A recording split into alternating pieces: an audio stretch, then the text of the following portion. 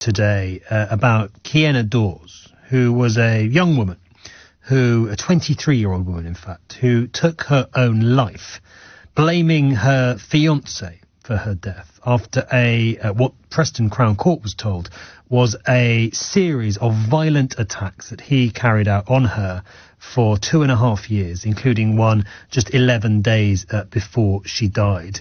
She left behind a young daughter, and in the note explaining why she was taking her own life, she said, "The world turned their back on me. I would never have left otherwise. I was strong, I had dreams, I had a future at one point.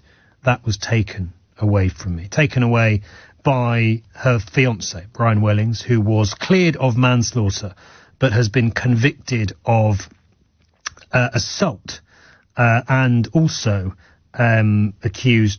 convicted of coercive and controlling behaviour and assault. And it's really brought to light the conversation about domestic violence, but also coercive and control. Domestic violence doesn't have to just mean physical violence, of course.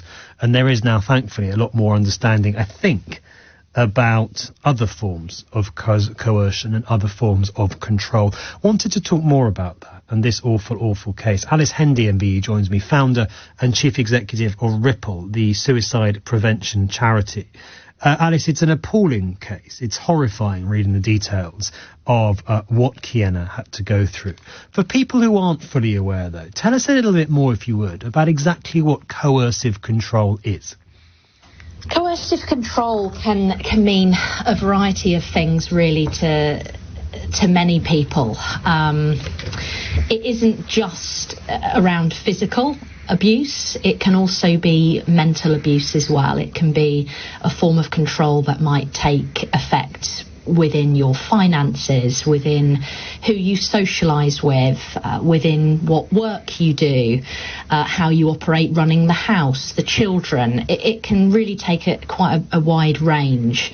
But the fact of the matter is, unfortunately, we've got a huge problem in that there's many victims out there who sadly are still suffering in silence. I wanted to ask you, we'll come on to sort of what society can do about it.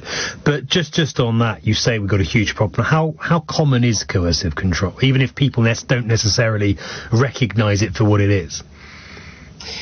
It's very difficult to measure, purely because, unfortunately, there are such a huge number of people out there who are suffering from coercive control and sadly who are victims of domestic violence, who are in silence and they are too afraid to come out. And from our perspective at Ripple Suicide Prevention Charity, we do know that women who experience abuse from a partner are 3 times more likely to have made a suicide attempt in the past year compared to those who have not experienced abuse. So sadly, there's a real link here between this kind of abuse and suicidal thoughts. And in terms of, you said, sort of people not speaking out, presumably, I mean, a lot of that will be the nature of the offence itself. If you are under someone's control, then finding a way out from that to speak out and get out in some cases is going to be difficult. I wonder, Alice, is part of it also that people don't always fully appreciate, when they're in that scenario, what it is that's being inflicted on them? Absolutely. I think sometimes it takes several years to realise and understand that what you're going through might actually be a form of coercive control. And sometimes it takes things such as your friends pointing it out to you, family members, or actually realising how isolated you are for you to understand and realise that is actually what's been happening to you. Yes. What advice would you have for anybody who's listening to this right now thinking, my goodness, I wonder if that's me? Firstly, no one should ever feel that they're alone, and no one should ever feel that they're without options. And there are a huge number of resources and charities and organisations that exist out there that are designed specifically with you in mind to get you out of this issue that you're going through. And some of them, just to name a few, include the likes of the National Domestic Abuse Helpline, Refuge, Women's Aid, Victim Support. They're all there to help people like you going through what it is you're going through.